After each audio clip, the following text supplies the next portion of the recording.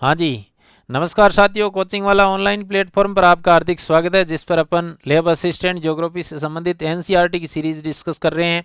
आज की unit 7 number की भौतिक भूगोल की, जो कि भूआकृति या स्थल रूप के जो विकास से संबंधित है। इससे पहले वाली जस्ट जो डिस्कस की थी यूनिट अपनी, जिसके अंदर भूआकृतिक प्रक्रिया के बारे में पढ़ा था कि किस प्रकार का जो आज का स्थल रूप है वो किस बलों के कारण प्रभावित होता है, या कौन से कारक जो भूआकृतियों के ऐसे कारक है वो इनको प्रभावित करते हैं और इन स्थल रूप के जो जो आकृतियां हैं या स्थल रूप है उसको परिवर्तित करते रहते हैं या गतिमान बनाए रखते हैं। ठीक है, आज की जो यूनिट है इसके अंदर देखते हैं भू आकृतियां।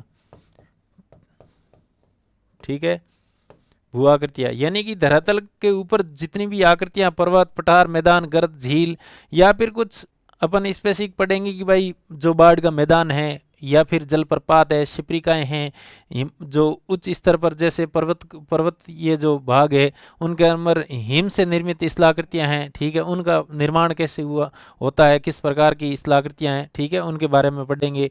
ठीक है, या फिर भूमिगत जो जल है, ग्राउंड वाटर है, इनसे निर्मित स्थलाकृतियों का निर्माण कैसे होता है और किस प्रकार की स्थलाकृतियां देखने को मिलती है। इनसे संबंधित एग्जाम के अंदर बहुत ही अच्छे क्वेश्चन बनते हैं और ये यूनिट जो भौतिक भूगोल की सबसे मोस्ट यूनिट है आपकी। ठीक है, तो देखते हैं धरातल के स्वरूप के बारे में।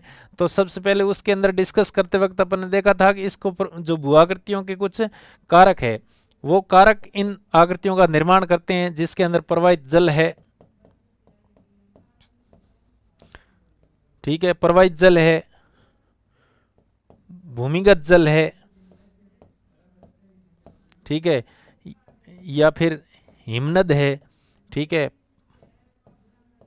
पवने हैं, या फिर सागरीय तरंग है। सागरीय तरंग, ये इस प्रकार के कुछ कारक है जो कि भूआकृतियों का निर्माण करते हैं। तो आज अपन डिस्कशन करेंगे प्रवाहित जल है, भूमिगत जल है, हिमनद है, इनसे संबंधित पवने और सागरीय तरंग से इसका अलग से आपको वीडियो बना करके प्रोवाइड करवाएंगे, क्योंकि टॉपिक लंबा हो जाएगा, आपको जानने में या उसको समझने में कोई प्रॉब्लम नहीं हो, इसलिए प्रवाहित जल से संबंधित, भूमिगत जल और हिमनद से संबंधित स्थलाकृतियों के बारे में बात करते हैं। ठीक है, सबसे पहले देखते हैं आपके कोई टर्म दे रखी है, एक है भूआकृति। भूआकृति एक शब्द है भूदृश्य। ठीक है, भूआकृति और भूदृश्य, इनके संदर्भ में पूछा जा सकता है कि भूदृश्य क्या है या भूआकृति है क्या। अपन पढ़ते हैं भूआकृतियां, लेकिन वो है क्या। तो भूआकृति के अंदर जो ऐसा भूखंड, ठीक है, जो छोटे से मध्यम आकार के हैं, ठीक है, छोटे से मध्यम आकार के कुछ भूखंड दिखाई देते हैं धरातल पर, उनको अपन किस नाम से जानते हैं? भू आकृति से। ये किसी प्रकार की भू आकृति है। ठीक है, लेकिन बहुत सारी समान प्रकार की या एक दूसरे से रिलेटिव संबंधित, ठीक है, वो भू आकृतियां देखने को मिलती है अपने को, उसको भूदृश्य बोलते हैं। ठीक है, तो भूदृश्य की परिभाषा में या उसके लिए कोई शब्द आ जाए कि भाई भूदृश्य है, तो संबंधित आकृतियां या आकृतियों का जो समूह अपने को दिखाई देता है वही क्या है? भूदृश्य है। तो भूआकृति और भूदृश्य के अंदर आपको अंतर समझ में आ गया। एनसीईआरटी के अंदर कोष्टक के अंदर या कोई बॉक्स बना करके दे रखा, कोई भी चीज दे रखी है तो वो क्वेश्चन बन सकता है। ठीक है, तो दो शब्द दे के भूआकृति किसे कहते हैं? तो छोटे से मध्यम आकार का कोई भूखंड है तो उसको तो भूआकृति बोलेंगे, लेकिन ऐसी बहुत सारी भूआकृतियां जो एक दूसरे से रिलेटिव संबंधित है, ठीक है, और उनका समूह के रूप में पाया जाना क्या कहलाता है? भूदृश्य। ठीक है, अब अपन पढ़ते हैं जो कि भूआकृतिक जो आकृतियां हैं उसमें सबसे पहले पढ़ते हैं कि भाई प्रवाहित जल से संबंधित। प्रवाहित जल है वो वैसे नदी के रूप में ही प्रवाहित होता है, लेकिन एक प्रवाह है नदी के रूप में तो देखने को मिलता ही है, लेकिन एक चादरी अपर्दन अपन जब पढ़ते हैं, अपर्दन जब पढ़ेंगे तो देखते हैं कि भाई जो मूसलाधार बरसात होती है मैदानी क्षेत्रों में, तो वो संपूर्ण सतह पर एक साथ ही जल का प्रवाह होता है। क्या उससे भी स्थलाकृतियों का निर्माण होता है? नहीं, उससे स्थलाकृतियों का निर्माण नहीं हो सकता। इसका मतलब नदी से निर्मित जितनी भी आकृतियां हैं, यानी कि नदी का जल है वो एक रेख के रूप में प्रवाहित होता है और वो मैदानों पर विभिन्न प्रकार की स्थलाकृतियों का निर्माण करते हैं। वो इनकी प्रवाहित जल की कुछ अवस्थाएं हैं। ठीक है, अपन देखते हैं कि भाई नदियों का जो उद्गम है वो पर्वतीय जो भाग है या उच्च पर्वतीय प्रदेश है, वहाँ से जल का जो प्रवाह है मैदानों की ओर शुरू होता है। ठीक है, तो वहाँ जल की गति है वो बहुत तीव्र होती है, मतलब तीव्र वेग से जो नदी है वो बहती है। ठीक है, इसके कारण उसके अंदर बहुत सारे कंकड़ और पत्थर होते हैं, वो एक दूसरे से घिस पिट करके कंकड़ पत्थरों के रूप में छोटे या रेत के रूप में हो जाते हैं, और वो जो ऊर्ध्वाधर गति के रूप में, यानी कि जो नीचे की चट्टान है उस पर बहुत अधिक मात्रा में घर्षण बल के कारण वहाँ की जो चट्टान है उसको अपर्दित कर देता है। अपर्दन के बारे में अपन ने पहले ही पढ़ रखा है कि एक स्थान से दूसरे स्थान पर किसी जो पदार्थ है वहाँ की या चट्टानी भाग है उसका एक स्थान से दूसरे स्थान पर प्रवाहित होना। ठीक है, तो प्रवाहित जल है वो तीन अवस्थाएं होती है इसकी, प्रवाहित जल जो कि स्थलाकृतियों का निर्माण करती है। ठीक है, सबसे पहली जो अवस्था है वो युवा अवस्था। ठीक है, युवा अवस्था। दूसरी है प्रौढ़ावस्था। ठीक है, और वृद्धावस्था या जीर्ण अवस्था बोलते हैं। ठीक है, प्रौढ़ावस्था। आपसे पूछा जा सकता है, एनसीईआरटी के अंदर स्पष्ट दे रखा है कि प्रवाहित जल से निर्मित स्थलाकृतियां हैं जो अनेक, उनका जो विकास क्रम है, एक इतिहास, उनका एक इतिहास है, यानी कि प्रॉपर एक समय विशेष के अंदर उसका प्रवाहित होता है। तो युवा अवस्थाओं में अपन जब अपन अभी जस्ट पढ़ेंगे तो ये पर्वतीय भाग है जहाँ से नदी का उद्गम होता है, वहाँ इन्हीं का विकास होता है, जहाँ की जो नदी है उनका वेग बहुत अधिक होता है। ठीक है, और वेग अधिक होने के कारण उसके अंदर जो परिवहन करने की क्षमता है वो भी बहुत अधिक होती है। ठीक है, तो यहाँ पर किस प्रकार की स्थलाकृतियों का निर्माण हो सकता है? तो युवा अवस्था में वी आकार की घाटी, वी आकार की घाटी है। ठीक है, या फिर बहुत बड़े गर्ज बन जाते हैं।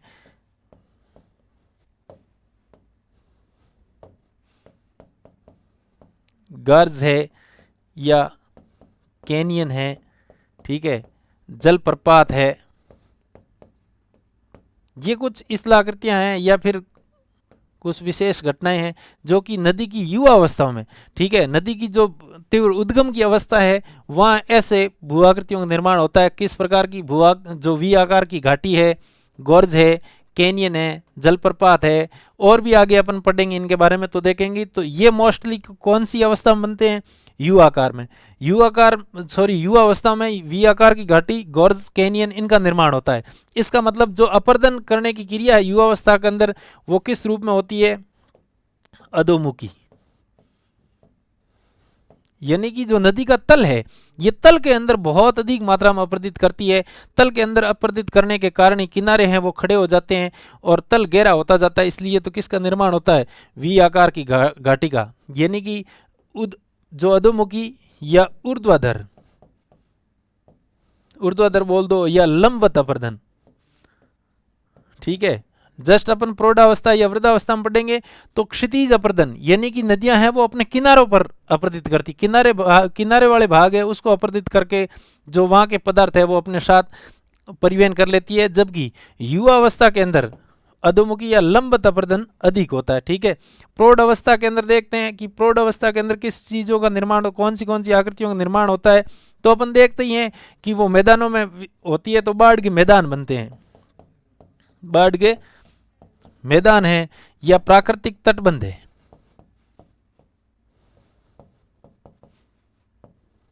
प्राकृतिक तटबंधों का निर्माण होता है इस अवस्था में, प्रौढ़ अवस्था में। ठीक है, और वृद्धावस्था में देखते हैं तो इसके अंदर विसर्पों का निर्माण होता है। किसका निर्माण होता है? विसर्पों का। विसर्पों का अर्थ होता है घुमावदार स्थलाकृतियां। ठीक है, नदी अपन देखते हैं मैदानी भागों के अंतिम जब इनका वेग बहुत ही कम हो जाता है तो नदी है वो घुमावदार अवस्था में बहती है। इसको छोटे स्तर पर समझ लो कि आपकी खेत के अंदर जब पानी बहता है, ठीक है, वो ढलान, जब आपके घर से या कोई ऊंचाई का स्थान है वहां से निकलते वक्त तो वो गहरी खाइयों का निर्माण करता है, लेकिन जैसे ही जहाँ जल इकट्ठा हो रहा है उनसे पहले ठीक वो इस प्रकार से बहता है, प्रवाहित रूप में भी सर्पिलाकार आकृति के अंदर बहता है, यानी कि वहाँ नदी जो पानी का वेग है वो कम हो जाता है, इसलिए वो पानी है वो फैल जाता है, या फिर किनारों पर चीजें अपरदित करता है, किनारे की चट्टानें हटा देता है और अपना आकार है वो बढ़ा लेता है। ठीक है, तो वृद्धावस्था के अंदर विसर्पों का निर्माण होता है, या फिर जो ये प्राकृतिक नदी विसर्प है, ठीक है, या फिर डेल्टा अपन जब पढ़ेंगे, डेल्टा है वो अंतिम मैदानी भाग होता है नदी का, जहाँ नदी अपना जल सागरों में या किसी अन्य जो स्रोत है उसके अंदर प्रवाहित करती है। ठीक है, अब अपन देखते हैं कि नदी से निर्मित स्थलाकृतियां, ठीक है, प्रवाहित जल से जो अपर्दन से बनती है, अपर्दन से निर्मित स्थलाकृतियां, ठीक है, अपर्दन के अंदर नदी अपर्दन से कौन कौन सी प्रकार की स्थलाकृतियां बनती है, तो उस प्रकार की एक प्रॉपर सीरीज है, उस सीरीज को मैं लिखता हूं और आगे आपको बताता जाऊंगा, तो आप देखते रहना कि भाई वो किस प्रकार की। ठीक है, जैसे यहाँ आप इसको ऐसे समझो, मैं यहाँ ये अब ये अपन अपर्दन से संबंधित पढ़ते हैं तो नदी का उद्गम बता दूं, जैसे कि ये पर्वतीय भाग है, ठीक है, इस प्रकार का कोई पर्वतीय भाग है, फिर यहाँ जैसे ये मैदानी भाग है, यहाँ ठीक अपन समझ लेते हैं कि भाई समुद्री भाग है। ठीक है, तो जैसे ही नदी का यहाँ से उद्गम होता है, ठीक है, और उद्गम होने के कारण सबसे पहले जब वो वहाँ वेग बहुत तीव्र ऊंचाई से जब नीचे की ओर जल प्रवाहित होता है तो अधोमुखी अपर्दन करता है, यानी कि नदी की तली के अंदर नीचे का जो तल है वो बहुत ज़्यादा अधिक अपरदित होता है और यहाँ वी आकार की घाटी का निर्माण होता है। किस प्रकार की? वी आकार की घाटी का निर्माण होता है। ठीक है, ये ध्यान रखिए, जैसे कि वी आकार की, यानी कि यहाँ नदी बहेगी तो ये इस प्रकार की घाटी बन जाएगी, इसका मतलब जो ऊपरी मुख है वो थोड़ा चौड़ा है, जबकि जो तल का भाग है बहुत ही संकरा है। इसका आकार कैसा होगा? वी आकार की। आगे जब अपन हिमनद से निर्मित पढ़ेंगे तो उसमें यू आकार की घाटी पढ़ेंगे, उसका कारण पढ़ेंगे, लेकिन ये जल है, जल से निर्मित या प्रवाहित जल से, तो यू आकार की घाटी बनेगी। जब जैसे ये यू आकार की घाटी बनेगी, इसके अंदर फिर और ज़्यादा अधोमुखी जब अपर्दन होगा तो इसका थोड़ा घाटी का रूप बड़ा हो जाएगा, तो वो चीज़ कहलाएगी गार्ज। ठीक है, गार्ज ये एक संकड़े प्रकार की। ठीक है, अपन जब पढ़ते हैं नदियों के बारे में या जो हिमालय की नदियां हैं तो उनके अंदर नदियों के निकलने का रास्ता है वो गॉर्ज के रूप में, जैसे सतलज का गॉर्ज है, जो सिंधु नदी का गॉर्ज है, यानी कि ये पहाड़ों के बीच से पहाड़ों को काटती हुई नदियां जब बहती है या कोई बहुत बड़ा मार्ग है, दर्रा है, अपन पढ़ते हैं तो वो उनके अपर्दन से ही निर्मित होती है। और गॉर्ज है वो संकड़े भाग में, लेकिन ध्यान रहे ये संकरे भाग है, ये कठोर भाग होने के कारण ही संकड़े होते हैं। चट्टानें कैसी होती है? यहाँ की कठोर होती है, कठोर होने के कारण जो संकड़े भाग जो निर्मित होते हैं उसको क्या बोलते हैं? गॉर्ज। लेकिन जैसे ही कोई अवसादी चट्टान है, किस प्रकार की? अवसादी चट्टान, और चट्टानों के बारे में जब पढ़ा था तो अवसादी चट्टानें हैं वो कम मुलायम प्रकार की होती है, मुलायम प्रकार की होने के कारण अपर्दन है वो अधिक हो जाता है, अधिक होने के कारण जो उसका जो रूप है वो और अधिक चौड़ा हो जाता है, यानी कि गहरा संकरे की बजाय वो क्या हो जाता है? चौड़ा। चौड़ाई जब बढ़ जाती है और ढालान है वो बहुत ही तीव्र गति की होती, कगार एक दीवार के रूप में, तो गॉर्ज का ठीक अगला विकसित रूप क्या कहलाता है? कैनियन। ठीक है, कैनियन। जैसे कैनियन का भाग है, अपन देखते हैं कि कोलोराडो नदी है, ठीक है, अमेरिका की, तो जिसको ग्रैंड कैनियन कहते हैं, क्योंकि वो क्या है? अवसादी प्रकार की चट्टानें चूना से निर्मित है, और ऐसे भाग से नदी जब प्रवाहित होती है तो बहुत गहरे जो स्थलाकृतिक रूप है या स्थल रूप है उनका निर्माण करते हैं। तो वी आकार की घाटी, वी आकार की घाटी से गॉर्ज बनते हैं, गॉर्ज से कैनियन बनते हैं। ये सब किससे संबंधित है? अपर्दन से संबंधित। ठीक है, और इसी प्रकार गॉर्ज और कैनियन का निर्माण करते ही फिर भी पहाड़ों में बह रही अभी नदी, तो ऐसे पहाड़ है जहाँ की चट्टानें बहुत ही कठोर है, और कुछ चट्टानें उसमें देखा कि परत के रूप में अवसादी चट्टान थी या मुलायम चट्टान थी, वो अपरदित हो गई। तो अपरदित होने के कारण कुछ इस प्रकार की यहाँ की कोई कोमल चट्टान थी वो अपरदित होकर निकल गई, यहाँ की अपरदित होकर निकल गई, लेकिन ये कठोर चट्टान थी जो कि टूटी नहीं, तो जल यहाँ से ऊपर से गिरना शुरू हो जाता है। ठीक है। और ऐसे ऊपर से गिरता हुआ जल, और गिरते हुए जल को क्या बोलते हैं? जलप्रपात बोलते हैं। इसका मतलब अभी तक पर्वतों में अगला रूप किसका है? जलप्रपात, ठीक है। जलप्रपात, जलप्रपात किसे कहते हैं? तो ये जल का जो पर्वतीय भाग होता है, सॉरी, जो स्थलाकृति का पर्वतीय भाग है, वहां से जल का ऊपर से नीचे की ओर गिरना। जैसे ये जल गिरता है जलप्रपात का, ऐसे प्रपात का निर्माण हो गया। किस कारण हुआ? कि चट्टानों की जो विभिन्नताएं हैं, यानी कि कोई कठोर चट्टान के बीच मुलायम चट्टान है जो कि जल से अपरदित हो गई है, तो जल का भाग है वो जो कठोर चट्टान है उसके ऊपर से नीचे गिरता है, तो गिरते हुए जल से जो ये आकृति बनी, ये किस प्रकार की आकृति है? जलप्रपात की। जैसे ही इस प्रकार के जल ऊपर से गिरी, लेकिन यहाँ की जो कोमल चट्टान है तो वो इस प्रकार से अपरदित होती रहेगी, और ऐसे इस प्रकार का जो स्थलाकृति, यहाँ जल के गिरने से ये चीजें अपरदित हो गई, तो वो जो बनेगी वो जल गर्तिका कहलाएगी। क्या कहलाएगी? जल गर्तिका। इसको पोर या होल कहते हैं, एक प्रकार के खड्डे नुमा है। जैसे ही अपन देखते हैं कि भाई कोमल चट्टान के ऊपर जैसे ही पानी गिरता है तो एक खड्डा हो जाता है, इसी प्रकार का जो खड्डे नुमा आकृति है ऊपर से गिरते हुए जो कोमल चट्टान के कारण अपरदित हो गई है, और फिर नदी यहाँ से ऊपर बहती रहती है, ठीक है। और इस आकृति को क्या बोलते हैं? जल गर्तिका, ठीक है। लेकिन जैसे ये जल गर्तिका के साथ बहुत सारे कंकड़ और पत्थर है, वो जो उनके साथ घर्षित होते रहते हैं, और उनका सनी घर्षण होने से ये जो भाग है ये बहुत बड़ा हो जाता है, ठीक है। और इस बड़े भाग को बोलते हैं जलकुंड। क्या बोलते हैं? जलकुंड का निर्माण हो गया, ठीक है। यह जलकुंड या अवनमित कुंड बोलते हैं इसको। क्या बोलते हैं? अवनमित कुंड, ठीक है। इसका मतलब अपन कौन कौन सी आकृतियां देख ली? वी आकार की घाटी, वी आकार की घाटी का ठीक थोड़ा सा विस्तृत रूप होता है लेकिन संकरा होता है और तीव्र ढलान होती है उसकी, उसको गोर्ज बोलते हैं। अगला है कैनियन, जो कि गोर्ज की अपेक्षा थोड़ा चौड़ा होता है, ठीक है।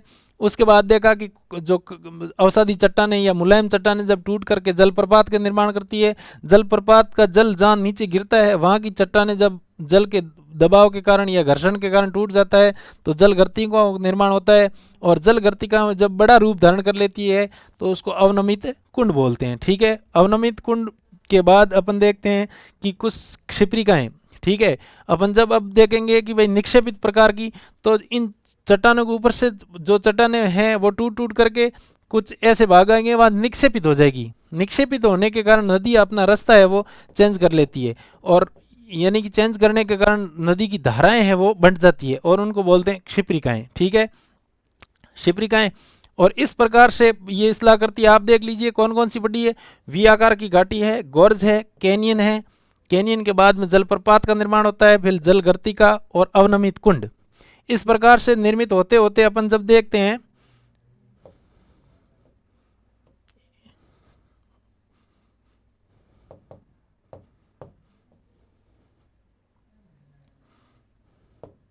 ठीक है, इसके जस्ट आगे जैसे नदी का जल ऐसे प्रवाहित होता रहा, और वहाँ प्राचीन कोई नदी है या फिर सोम की नदी से कोई बाढ़ का मैदान निक्षेपित हो गया है, लेकिन कुछ ऐसी प्राकृतिक घटना हुई कि कोई प्लेट है वो ऊपर खिसक जाने के कारण इसका जो पार्ट है, नदी का जो तली है वो ऊपर खिसक गई, ठीक है, ऊपर खिसक गई, या फिर नदी का जल का प्रवाह है वो बढ़ गया, और इसका जो तट के ऊपर या आसपास रास्ता है वो चौड़ा हो गया।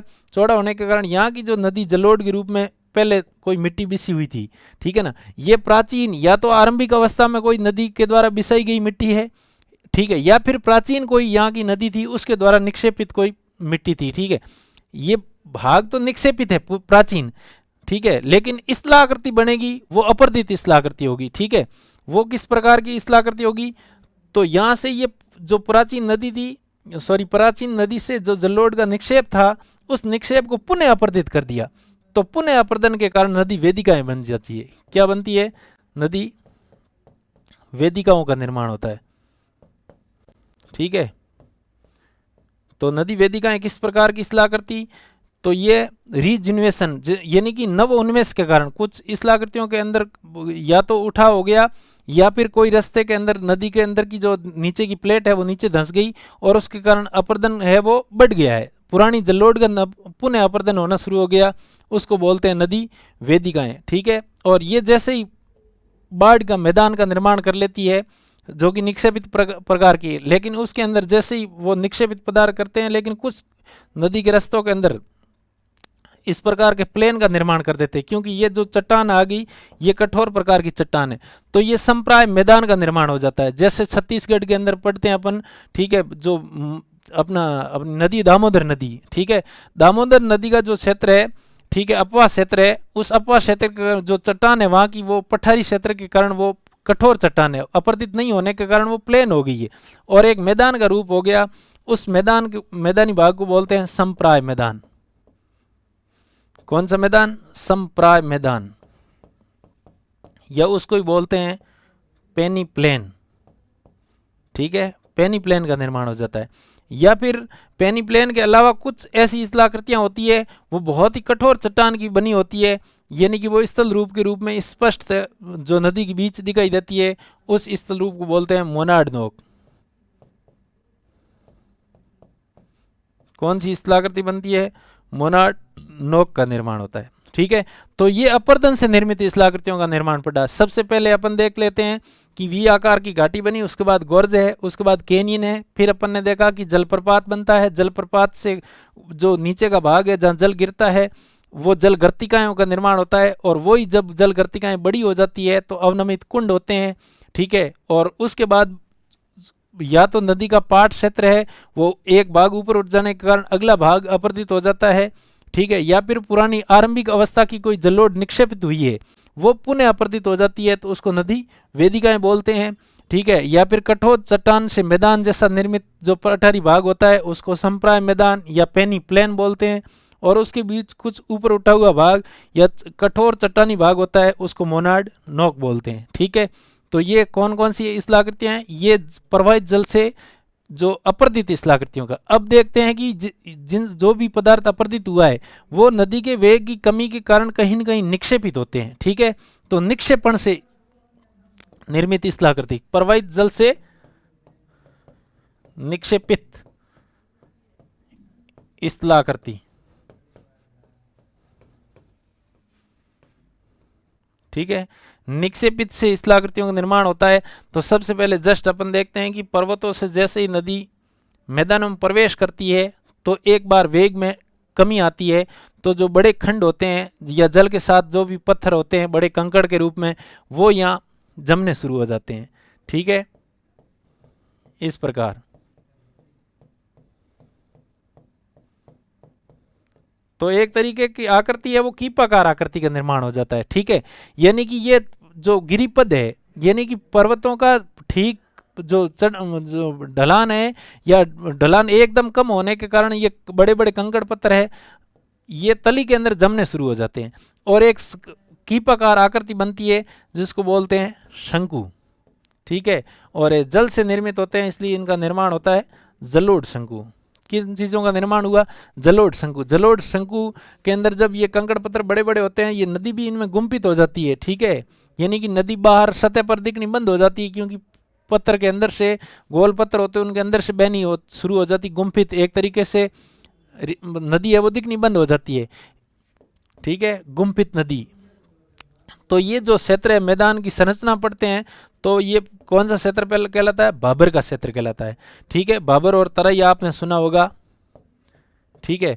भाबर है जो कि गिरिपाद जो पर्वत है उनके ठीक तली के अंदर या पद इस तली के अंदर स्थित होते हैं, वहाँ नदी है वो गायब हो जाती है, गुम्फित हो जाती है एक प्रकार की, और जैसे ही बाहर निकलती है तो दलदली भाग होते हैं क्योंकि वहाँ कीचड़ और जो पंख होते हैं इस प्रकार की दलदल होती है वो होती है तराई, ठीक है। संरचना के आधार पर मैदान पढ़ेंगे तो उसमें पढ़ेंगे कि भाबर और तराई क्या है। तो ये ठीक जो गिरिपाद या गिरितली जो पर्वतों की तली का भाग है, ठीक है। तो सबसे पहले किसका निर्माण हुआ? जलोढ़ शंकु का निर्माण हुआ। फिर उसके बाद मैदानी भागों में प्रवेश करती है तो बाढ़ के मैदान का निर्माण करते हैं। बाढ़ का मैदान ये विस्तृत प्रकार के होते हैं और दो प्रकार के होते हैं, खादर और बांगड़, ठीक है। ये नवीन जलोढ़ होती है, नवीन जलोढ़ है, जबकि ये पुरानी जलोढ़ है।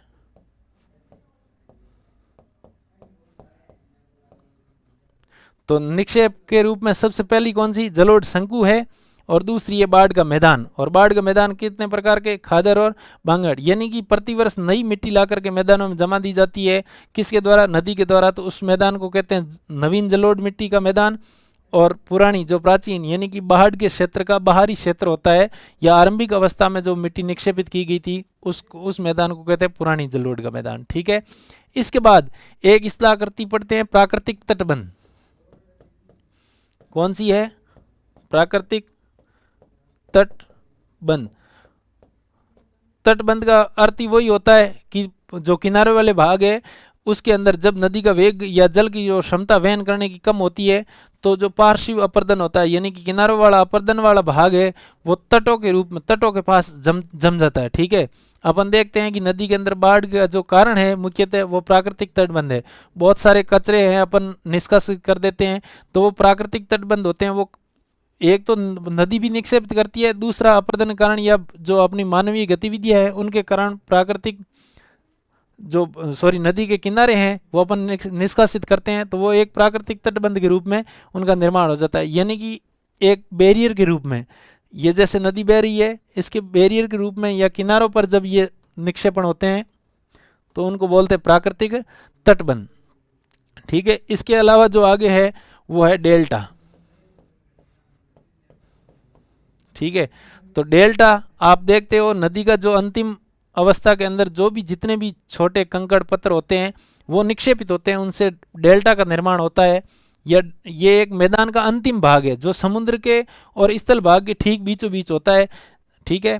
आपने सुना होगा गंगा ब्रह्मपुत्र का डेल्टा जो विश्व का सबसे बड़ा डेल्टा है, गंगा ब्रह्मपुत्र का, जो किस आकार में है, त्रिभुजाकार आकार में। वैसे डेल्टा शब्द है ना, ये लैटिन भाषा का शब्द है डेल्टा। डेल्टा एक त्रिभुज की आकृति, ये डेल्टा शब्द है, उनकी वर्णमाला का तीसरा या चौथा अक्षर है डेल्टा। ठीक है। इस रूप की जो इसला आकृति है इस कारण इसका नाम क्या पड़ गया, डेल्टा। अब अपन पढ़ते हैं जो भौमजल या ग्राउंड वाटर,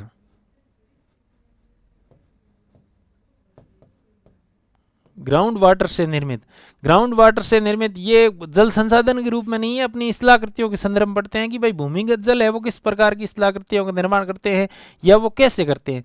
तो वैसे सबसे पहले इसकी जब खोज की गई तो वो एड्रियाटिक सागर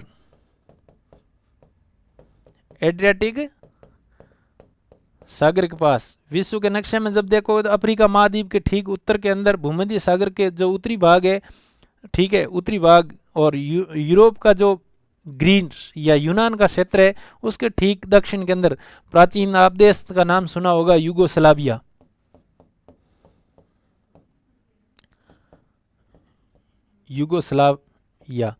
ठीक है। यूगोस्लाविया का भी विघटन हो गया और बहुत सारे देशों का निर्माण हो गया। उन देशों को सामूहिक रूप से बोलते हैं बाल्कन देश। कौन सा देश बोला जाता है, बाल्कन देश। तो वो एड्रियाटिक सागर के ठीक उत्तर के अंदर और जो पश्चिमी दिशा है उसके अंदर जो क्षेत्र थे वहाँ सबसे पहले काष्ठ से निर्मित स्थलाकृतियाँ, यानी कि वहाँ चूना पत्थर या डोलामाइट पार की चट्टान, जो प्रकार की चट्टान है जो कैल्शियम कार्बोनेट से निर्मित है। ठीक है। जो कि जल के साथ विलियत होती है या उनका विलयन होने के कारण जो पिघल जाती है, और जब जल वाष्पोत्सर्जन हो जाता है या फिर जो सूख जाता है तो उन चूनों से निर्मित जो स्थलाकृतियाँ उनको बोलते हैं काष्ठ स्थलाकृति या काष्ठ निर्मित स्थलाकृति। काष्ठ निर्मित स्थलाकृति, इसका निर्माण भौमजल से होता है। किस कारण होता है, क्योंकि ये जो चट्टान होती है वो चूना पत्थर या डोलामाइट से निर्मित होती है। किस प्रकार की, और ये एक प्रकार की अवसादी चट्टानें हैं, बहुत ही कोमल जो मुलायम चट्टानें होती है, जल के अंदर ये घुल जाती है, विलयन से निर्मित हो जाती है। तो ये अपन देखते हैं कि भाई कहाँ सबसे पहले कहाँ खोजा गया, एड्रियाटिक सागर, जो कि बाल्कन देश है वो, इसलिए इसको कौन सा प्रदेश बोलते हैं, काष्ठ प्रदेश या काष्ठ से निर्मित स्थलाकृतियों का निर्माण। सबसे पहले तो इनसे भी कुछ अपर्दित होती है जबकि कुछ निक्षेपित होती है। ठीक है। इनसे निर्मित स्थलाकृतियाँ पढ़ते हैं। सबसे पहले देखते हैं अपर्दित स्थलाकृतियाँ।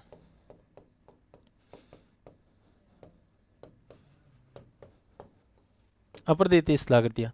ठीक है, तो देखते हैं कि भाई जैसे ये भूमिगत जल है, ये धरातलीय भाग है, लेकिन कुछ धरातल के अंदर छिद्र है या फिर कमजोर चट्टानें हैं या जल को रिसने वाली चट्टानें हैं, वहां से क्षैतिज रूप के अंदर जल ऊर्ध्वाधर रूप में अंदर रिस गया।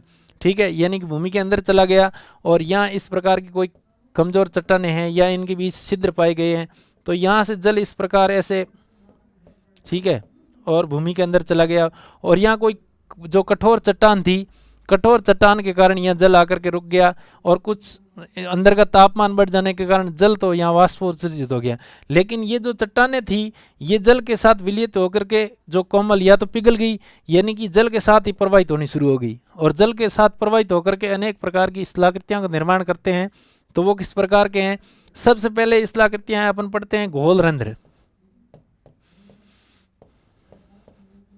घोल रंध्र यानी कि घुलने के कारण रंध्र बन गए, छोटे छोटे पोर बन गए। ठीक है, या होल के रूप में छोटे छिद्र बन गए एक प्रकार के। ठीक है, शुरुआत किससे हुई है? छिद्र से। ठीक है, इस प्रकार के कुछ छोटे छोटे छिद्र बन जाते हैं। एनसीईआरटी में आप चित्र देखोगे तो कुछ इस प्रकार से निर्मित होते हैं।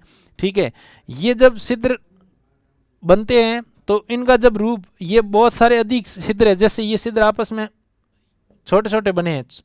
ठीक है, लेकिन फिर इनकी जब अधिकता होती है तो ये आपस में दोनों मिल गए, तीनों मिल गए, इस प्रकार से कुछ बड़े बन जाते हैं। तो इनको बोलते हैं विलियन रंध्र। विलियन रंध्र। ठीक है, घोल रंध्र हुआ, विलियन रंध्र हुआ, और विलियन रंध्र जब आपस में मिल जाते हैं तो कुछ चट्टानें नीचे टूटने लग जाती है। यहाँ की चट्टान थी वो एक एज बह गई नीचे और यहाँ टूट के गिर गई, फिर यहाँ जो छिद्र थे वो आपस में मिल गए, इस प्रकार ये टूटने शुरू होती है। तो इसको बोलते हैं निपात रंध्र। निपात का अर्थ होता है गिरना नीचे की ओर, निपात रंध्र। ठीक है, या फिर निपात रंध्र को ही बोलते हैं डोलाइन। निपात रंध्र को क्या बोलते हैं? डोलाइन प्रकार की स्थलाकृति। ठीक है, और ये जब निपात रंध्र आपस में मिलते हैं तो एक बड़े कुंड का निर्माण करते हैं और उसको बोलते हैं युवाला। क्या बोलते हैं? युवाला। ठीक है, एक आकृति का जो बड़ा रूप है धीरे धीरे उसी बड़े रूप का ही नाम है और कुछ नहीं है। छोटा रूप बना तो उसको घोल रंध्र बोला, ये एक या दो से अधिक घोल रंध्र मिले तो उनको बोला विलियन रंध्र, और विलियन रंध्र से चट्टानें धीरे धीरे टूट करके भारी होने के कारण टूट गई और नीचे चली गई तो उसको बोलते हैं निपात रंध्र या डोलाइन प्रकार की चट्टान, डोलाइन प्रकार की स्थलाकृति। और ये डोलाइन प्रकार के बहुत सारे डोलाइन आपस में मिल गए तो उनको बोला युवाला, या उसको बोलते हैं शकुंड। क्या बोलते हैं? शकुंड। ठीक है, हिंदी में शकुंड क्या है? तो ये एक प्रकार की काष्ठ स्थलाकृति है। किससे निर्मित है? अपरदन से निर्मित है। ठीक है, युवाला से बहुत बड़े जब ये छिद्र होते हैं या फिर बहुत बड़े कुंड का निर्माण होता है उसको हिंदी में बोलते राजकुंड, या फिर ज्योग्राफिक भाषा में बोलते पोलजे। क्या बोलते हैं? पोलजे, या उसको बोलते हैं राजकुंड। ठीक है, राजकुंड का निर्माण हो जाता है। ठीक है, और इस प्रकार से ये अंदर ही अंदर बहुत बड़े क्षेत्र बन जाते हैं और ये फिर एज ए घाटी के रूप में या फिर घाटी का निर्माण हो जाता है, यानी कि कंदराओं का निर्माण हो जाता है। कंदराएं, तो कंदराएं क्या है? बहुत बड़ा जो भूमि के अंदर जो चूना से निर्मित चट्टान है वो पिघल करके बहुत बड़े होल के रूप में या कुंड के रूप में निर्मित हो गई है और फिर सूख जाने के कारण एक घाटी के रूप में। ठीक है, तो उनको बोलते हैं रंध्र घाटी। कौन सी घाटी बोलते हैं? घाटी, रंध्र घाटी। या इसी को ही अंदर प्रकाश की जो किरण है नहीं पहुंचने के कारण इसको बोलते हैं अंध घाटी। अंध घाटी का निर्माण हो जाता है। ठीक है, इस प्रकार की स्थलाकृतियां हैं वो अपरदन से निर्मित है। ठीक है, अपरदन से तो कौन कौन सी है? सबसे पहले घोल रंध्र, छोटे प्रकार के छिद्र बन जाते हैं, फिर वही मिल जाते हैं विलियन रंध्र में और नीचे गिरने से उसको बोलते हैं कोलैप्स पोर या निपात रंध्र बोलते हैं। वो जब निपात रंध्र आपस में मिलते हैं, निपात रंध्र का ही दूसरा नाम डोलाइन है। ठीक है, और डोलाइन मिलकर युवालाओं का निर्माण करते हैं जिसको शकुंड बोलते हैं, और बहुत सारे शकुंड आपस में मिलकर के बहुत बड़े जो कुंड के रूप में या बहुत बड़ी जो गर्त के रूप में स्थलाकृति का निर्माण करते हैं, उसको राजकुंड बोलते हैं या पोलजे कहते हैं। ठीक है, और यही पोलजे जब शुष्क अवस्था में होते हैं तो एक घाटी का रूप ले लेते हैं। ठीक है, और वही घाटी रंध्र घाटी बोलते हैं या फिर अंध घाटी बोलते हैं। ठीक है, तो ये किससे निर्मित स्थलाकृतियाँ हैं? भूमि के अंतर्गत जो जल है वो जो कैल्शियम कार्बोनेट है वो विलयन के कारण जब छोटे या बहुत बड़े स्थलाकृति का निर्माण करते हैं तो उनसे संबंधित है। और फिर इसके बाद है भौमजल के निक्षेपित स्थलाकृतियाँ, यानी कि जब चूना पत्थर से ये जो विलयन है ये कहीं पर निक्षेपित हो जाता है, उस निक्षेपण से कौन कौन सी प्रकार की स्थलाकृतियाँ बनती है? तो वो 3 प्रकार की है। स्टैगमाइट, ठीक है, रुको,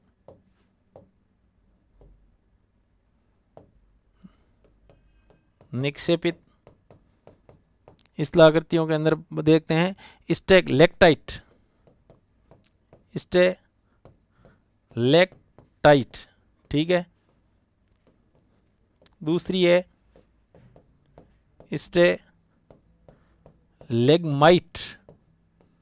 ठीक है, और तीसरी है स्तंभ, ठीक है, स्तंभ। अब आपके एग्जाम के अंदर पूछने का संदर्भ है तो इनकी परिभाषा के रूप में दे सकते हैं कि भाई वो किस प्रकार की है। ठीक है, जैसे ये भूमि धरातल के अंदर का भाग है, भूमि का रूप है, लेकिन यहाँ से स्थलाकृतियाँ बननी शुरू हुई है और ये घाटी है एक प्रकार की, देख लीजिए। ठीक है, तो एक तरीके से ये जो घाटी का रूप है इसकी छत है ना, तो यहाँ और छत के यहाँ पर इस प्रकार की कोई छत के अंदर इसका आधार हो गया और नीचे की ओर ये लटकती हुई प्रतीत होती है, और ऐसी लटकी हुई स्थलाकृतियों को क्या बोलते हैं? स्टैलेक्टाइट बोलते हैं। ठीक है, स्टैलेक्टाइट। तो लेक्टाइट की परिभाषा क्या है? जिसकी जो छत के ऊपर उनका क्या हो? आधार हो, और नीचे की ओर लटकती हुई प्रतीत होती है, तो लेक्टाइट। ठीक है, कोई चीज़ ऊपर से पकड़ी हुई ऊपर लटक रही है इसका मतलब वो टाइट है, तो लटकी हुई चीज़ को क्या बोलते हैं? स्टैलेक्टाइट। जबकि लेगमाइट जिसका जो नीचे का तली भाग है, छत की बजाय तली भाग के अंदर इसका आधार होता है। ठीक है, इस प्रकार की स्थलाकृतियों का निर्माण होता है, तो उसको बोलते हैं स्टैलेग्माइट।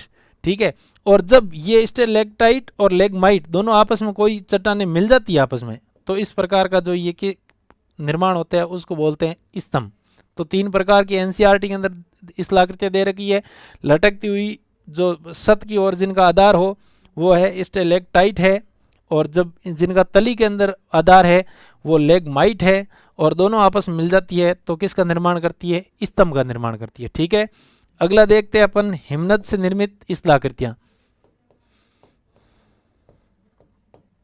हिम का अर्थ होता है जल का जमा हुआ भाग, और नद का अर्थ होता है नदी, यानी कि हिमनद का जो ग्लेशियर के बहुत बड़े भाग होते हैं वो नदी के रूप में जब बहते हैं पर एक रेखीय प्रवाह होता है, तो उससे जो कमज़ोर चट्टानें होती है, मुलायम चट्टानें, वो टूट जाती है, या फिर जब उसके नीचे जो अपरदित पदार्थ है, मलबा है, वो कहीं स्थान पर निक्षेपित हो जाता है, तो वो उनसे जो निर्मित स्थलाकृति है वो निक्षेपित स्थलाकृति।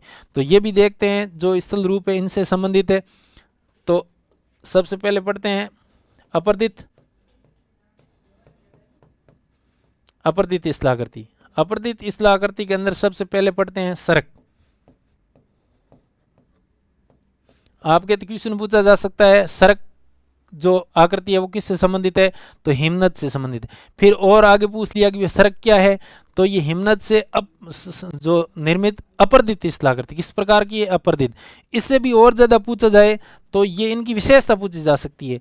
ठीक है, तो सरक एक प्रकार की देखा जाए तो तीव्र ढलान वाली चोटी होती है। ठीक है, तीव्र ढाल है। ठीक है, और संकड़े प्रकार की, संकड़ी जो कि शिखर है एक प्रकार का। ठीक है, या गिरी यानी पर्वत चोटी है। ठीक है, पर्वत चोटी, इस प्रकार की जो स्थलाकृतियों का निर्माण होता है सरक एक तरीके से देखा जाए तो, जैसे यहाँ हिमनद प्रवाहित हुआ और इस प्रकार की स्थलाकृति का निर्माण हो गया। ठीक है, ये आप देख रहे हो इस प्रकार की। ठीक है, तो इनकी ढलान देखिए आप अवतल प्रकार की है। ठीक है, लेंस पड़े होंगे, उत्तल लेंस और अवतल लेंस, ठीक है, अवतल कॉनकेव जो गुफा के रूप में। तो इसकी जो ढाल है वो अवतल प्रकार की, किस प्रकार की है, अवतल ढाल। और अवतल ढाल किसकी विशेषता है, सर्क जैसी स्थलाकृति की विशेषता है। और ये जब सर्क है वो बहुत ज़्यादा अधिक अपरदित होने के कारण ये जो भाग है बहुत इस प्रकार से होकर के, जैसे ये भाग है तो इस प्रकार से हो जाता है, यानी कि एक आम चेयर की तरह हो जाती है, यानी कि जैसे कि कोई कुर्सी पड़ी है जो कि आरामदायक कुर्सी, उस प्रकार की हो जाती है स्थलाकृति। तो उस स्थलाकृति को बोलते हैं भाई ये, फिर ये जो आम चेयर के रूप में, ठीक है, आम चेयर के रूप में हो जाती है। और फिर यहाँ का जो जल है, हिमनद है, वो पिघल जाते हैं और ये एक झील के रूप में, तो इसको बोलते हैं सर्क झील।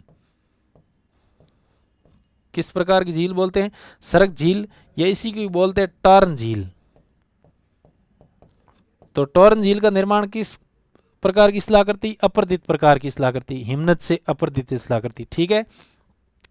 और कुछ प्रकार की ऊपर की जो चोटी है वो बहुत ही तीक्ष्ण रूप में हो जाती है इस प्रकार से, ठीक है, जहाँ चढ़ाई करना बहुत ही मुश्किल हो, तो आपको दिखाई दे रही है ऐसी स्थलाकृति का निर्माण होता है। तो ये एक प्रकार के सींग के समान है, तो इनको बोलते हैं हॉर्न, ठीक है, हॉर्न, ये इन्हीं का ही नाम है गिरी श्रृंग।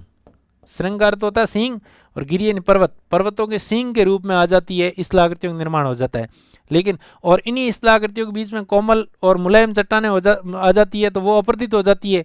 और इस प्रकार की स्थलाकृतियाँ आगे विकसित होती हुई जैसे इस प्रकार से कंघी के रूप में, यानी कि बहुत सारे जो ये हॉर्न है वो निर्मित हो जाती है, और कमजोर चट्टानें वो अपरदित हो जाती बीच बीच से, ठीक है। और ये प्रकार की जो कंघी के रूप में, किस रूप में,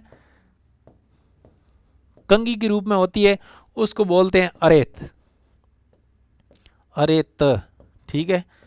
किस प्रकार की स्थलाकृति का निर्माण होता है, अरेत प्रकार की, ठीक है। और यही जब बहुत इधर से दोनों पार्श्व अपरदन होता रहता है तो ये एक प्रकार की घाटी का निर्माण होता है। और ये किस प्रकार, किस आकार की घाटी है, यू आकार की घाटी, यानी कि यू शेप, यू आकार की घाटी, यू आकार की घाटी का निर्माण होता है, ठीक है। और यू आकार की घाटी के अंदर तो क्या बह रहा है, हिमनद, यानी कि हिम का खंड है, बहुत बड़ा जो भाग है वो बहाव के रूप में होता है, तीव्र ढलान के रूप में यू आकार घाटी का निर्माण होता है। और सहायक नदियां या कुछ सहायक नदियों के रूप में यहाँ से कुछ हिमनद इसके साथ मिलने की या जल मिलने की कोशिश करता है, तो यहाँ भी कुछ घाटी का निर्माण होता है इस प्रकार से, और वो इसके ऊपर लटकती हुई महसूस होती है। तो वो किस प्रकार की घाटी है, लटकती घाटी, लटकती घाटी का निर्माण होता है, ठीक है। और एक देखते हैं अपन जो समुद्रों के किनारे, यानी कि ध्रुवीय क्षेत्र है, ध्रुवीय क्षेत्र है जो वो ठंडे प्रदेश है, वहाँ तो समतल सतह पर भी क्या है, बर्फ जमी हुई है। लेकिन जलीय भाग के अंदर, यानी कि जो जलीय भाग है समुद्रों का, उसके तटवर्ती क्षेत्रों के अंदर इस प्रकार के, यहाँ मैं लिख देता हूँ,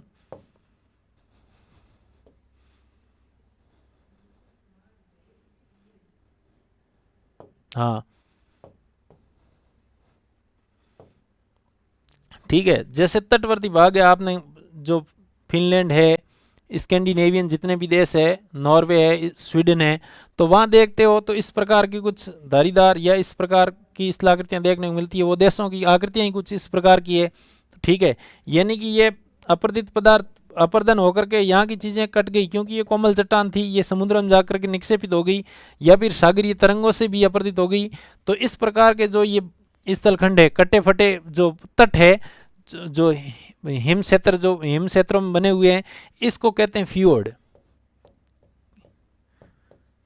ठीक है। फ्योर्ड प्रकार की स्थलाकृति कहाँ देखने को मिलती है, ध्रुवीय क्षेत्रों में देखने को मिलती है। ध्रुवीय क्षेत्र का जो जमा हुआ भाग है, समुद्र के किनारे वाला जो कटा पटा भाग, उसको क्या बोलते हैं, फ्योर्ड तट बोलते हैं, ठीक है, फ्योर्ड तट, तो फ्योर्ड तट का निर्माण किससे? हिमनद से। कौन सी किस प्रकार की शिलाकृति? अपरदित प्रकार की शिलाकृति। ठीक है, तो अपन कौन कौन सी चीजें देखी इसमें, किस प्रकार की शिलाकृतियां?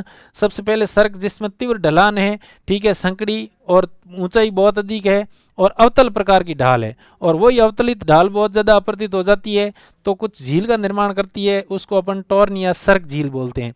ठीक है, और कुछ चोटी के रूप में निर्मित शिलाकृति हो जाती है तो उसको बोलते हैं हॉर्न। ठीक है, और ये बहुत अधिक प्रकार के जो हॉर्न है आपस में मिल जाते हैं या कंघी के रूप में शिलाकृतियों का निर्माण होते हैं, उसको बोलते हैं अरेत। ठीक है, फिर जब ये अरेत वाला भाग आपस में मिल जाता है और बहुत बड़ी घाटी का निर्माण करते हैं तो उसको कहते हैं यू शेप की घाटी या यू आकार की घाटी। और इसी घाटी के अंदर सहायक नदियों वाला या सहायक हिमनद के द्वारा जो निर्मित घाटी है, जिनकी ऊंचाई अधिक होने के कारण लटकती प्रतीत होती है, इसलिए ये किस प्रकार की घाटी बोलते हैं? उसको लटकती, हैंगिंग वैली बोलते हैं। ठीक है, और तटवर्ती क्षेत्रों के अंदर, ध्रुवीय तटवर्ती क्षेत्रों के अंदर हिमनद से अपरदित शिलाकृतियों का निर्माण होता है, उससे बोलते हैं फ्योर्ड। और वो तटवर्ती क्षेत्र इसलिए इसको फ्योर्ड तट बोलते हैं। ठीक है, और जो सींग के रूप में गिरिश्रृंग या हॉर्न बोलते हैं उसको, तो ये हिमनद से अपरदित शिलाकृतियों का निर्माण पड़ा। किस प्रकार की? सबसे पहले सर्क पड़ा। सर्क का जब अपरदित बाद एक आम चेयर के रूप में शिलाकृति का निर्माण होता है, फिर उसमें जल इकट्ठा हो जाता है तो वो झील का रूप ले लेती है, इसलिए उसको सर्क झील बोलते हैं या टॉर्न झील बोलते हैं। ठीक है, और गहरी ऊंची चोटी के रूप में विकसित होती है तो उनको बोलते हैं हॉर्न या गिरिश्रृंग बोलते हैं। ठीक है, और बहुत सारी गिरिश्रृंग कंघी के रूप में हो जाती है तो उनको बोलते हैं अरेत। ठीक है, और फिर यू शेप के अंदर बड़ा हिमनद है एक शेप आकार घाटी के रूप में, तो वो यू शेप की घाटी है। अभी जस्ट पड़ा पहले वी आकार की घाटी, किससे निर्मित है? नदी से, जो प्रवाह का जल है उससे निर्मित है, जबकि यू आकार घाटी है हिमनद से निर्मित है। ठीक है, ये चीज ध्यान रखनी। और तटवर्ती क्षेत्रों के अंदर यानी ध्रुवीय क्षेत्रों के अंदर जो हिमनद से अपरदित आकृति है उसको बोलते हैं फ्योर्ड प्रकार की आकृति। तो ये कुछ हिमनद से संबंधित शिलाकृतियां जो अपरदित प्रकार की। ठीक है, अगला पढ़ते हैं निक्षेपण। निक्षेपण से संबंधित किस प्रकार की आकृति है तो देखते हैं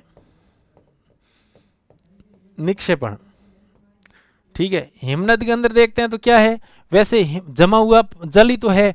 ठीक है, तो जमे हुए जल से निर्मित शिलाकृति पढ़ते हैं, लेकिन जल पिघल जाता है, लेकिन वो है ध्रुवीय क्षेत्रों में या ऊंचाई पर जो बर्फीले क्षेत्रों में है, इसलिए कुछ शिलाकृतियां पढ़ेंगे तो वो प्रॉपर हिमनद के निक्षेपण से ही बनी है। ठीक है, यानी कि बहुत हिम के खंड थे, ग्लेशियर थे, उनके नीचे मलबे का जमा हुआ और निक्षेपित शिलाकृति का निर्माण हुआ तो वो हिमनद से निर्मित। लेकिन कुछ हिमनद के साथ जल, यानी कि जल, हिमनद और जलोढ़ दोनों मिलाकर कुछ शिलाकृतियों का निर्माण करते हैं, तो वो भी देखेंगे, उनसे मिक्स शिलाकृतियों का निर्माण। तो इनका जो निक्षेपण होता है, एक तो है हिमनद, हिमनद से निक्षेपित, और एक हिमनद के साथ जलोढ़ का निक्षेप भी साथ में होता है। ठीक है, क्षेत्र तो वही है, ध्रुवीय क्षेत्र या उच्च पर्वतीय क्षेत्र है जहाँ हिमनद है, लेकिन वहां भी पिघल जाता है और जल भी निक्षेपित, उनको पदार्थों को निक्षेपित अपरदित करता रहता है, तो वो कुछ मिक्स प्रकार की शिलाकृति निर्माण, लेकिन पढ़ते उसमें हिमनद निक्षेपण के अंदर भी है। ठीक है, सबसे पहला अपन जल से निर्मित जो मैदान पढ़े तो उनको कौन सा मैदान बोला? जलोढ़ मैदान। जलोढ़ जल के द्वारा ओढ़ करके या जल के द्वारा प्रवाहित की करके, जो प्रवाहित करके लाया गया जो पदार्थ है, उसी प्रकार हिमनद से निर्मित जो शिलाकृतियां निक्षेपित, उनको बोलते हैं हिमोड। क्या बोलते हैं? हिमोड, या उनको मोरेन बोलते हैं। ठीक है, मोरेन या हिमोड बोलते हैं। और हिमोड के भी अलग अलग प्रकार के, जैसे कि ये ग्लेशियर का भाग है। ठीक है, और ये अपर्दन, अग्रभाग अपर्दन करते हैं और अग्रभाग के अंदर निक्षेपित किया तो ये कौन सा हुआ? अग्र हिमोड। ठीक है, जबकि पच्छ भाग में निक्षेपित हुआ तो वो ये हो गया पच्छ हिमोड। ठीक है, और अगर किनारों पर हुआ, यहां पर भी निक्षेपित कोई पदार्थ है वो निक्षेपित कर दिया, तो उनको बोलते हैं पार्श्व हिमोड। कौन सा बोलते हैं? पार्श्व हिमोड, पार्श्व हिमोड। और इन जो हिमनद होते हैं, उन ग्लेशियरों के नीचे जो तली का भाग है वहां भी कुछ अपरदित पदार्थ होते हैं, उनके साथ मलबा होता है या कंकड़ और पत्थर होते हैं। वही बहुत सारे ग्लेशियर, जैसे ही कोई रुकावट आई, ग्लेशियर रुका, उसके जब तली के अंदर कोई पदार्थ है वो भी नीचे जम गया, ठीक है। और जब जल पिघल जाता है किसी तापमान बढ़ जाने के कारण और तली के अंदर अपने देखने को मिलता है, तो वो एक प्रकार का होता है तलस्थ, तलस्थ हिमोड। किस प्रकार का हिमोड है? तलस्थ हिमोड। ठीक है, तो हिमोड के भी अलग अलग रूप देख लिए अपन ने। पार्श्व हिमोड है, अग्र है, पक्ष है, या तलस्थ प्रकार के हिमोड है। एक आकृति और है उसकी हिमनद से, जो एग्जाम पूछी जा सकती है, बहुत बार पूछी गई है, ड्रमलिन। ठीक है, ड्रमलिन एज ए गुबंदाकार आकृति होती है। ठीक है, गुबंदाकार निक्षेप होता है जो कि हिमनद से निर्मित होता है। किस प्रकार में? ठीक है, कुबड़ पट्टी के रूप में देख लो आप, इस प्रकार से कुछ गुबंद के रूप में होता है, उसको बोलते हैं ड्रमलिन। क्या बोलते हैं? ड्रमलिन। तो हिमनद, प्रॉपर हिमनद से हिमोड है और ड्रमलिन है। इसके अलावा अपन देखते हैं कि भाई और निक्षेप, इन जलोढ़ के साथ जो निक्षेपण होता है इनका, तो वो होता है एस्कर है, कैटिल है, हमक है, केम है, इस प्रकार से। ठीक है, एस्कर है, केम है, हमक है, ये प्रकार के कुछ स्थलाकृतियां हैं जो हिमनदी या हिमनद और जलोढ़ दोनों मिलकर। एस्कर के बारे में परिभाषा के रूप में पूछा जा सकता है, उसकी डेफिनेशन दे दी, और निम्न में से हिमनद से निक्षेपित स्थलाकृति है एस्कर। तो ये एक प्रकार का वक्राकार रूप में जमता है। ठीक है, इस रूप में ऐसे जम गया। ठीक है, ऐसे।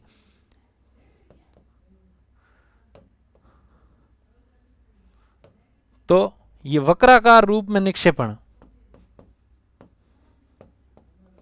वक्राकार रूप में निक्षेपण है, तो वो एस्कर प्रकार का है। केम और हमक है, ये भी एक प्रकार की हिमनद से निर्मित जो निक्षेपित स्थलाकृतियां हैं। ठीक है, ये अपन ने भौमजल और हिमनद और प्रवाहित जल से संबंधित स्थलाकृतियों के बारे में पढ़ा।